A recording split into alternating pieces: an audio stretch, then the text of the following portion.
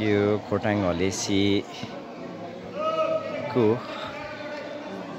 थेबायुक्ना अर्थात् महादेव बस्ने ठाउँ गुफा हो। यो हामीले यहाँ दर्शन गरिसकेर बाहिर निस्किसकेका छौँ। यो एक प्रकारले अद्भुत ओडार छ।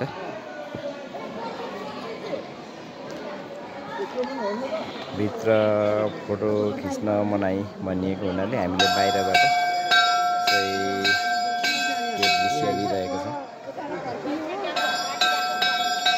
कतिपय साथीहरू यहाँ पुग्नु भएको छैन भने म देखाइरहेको छु।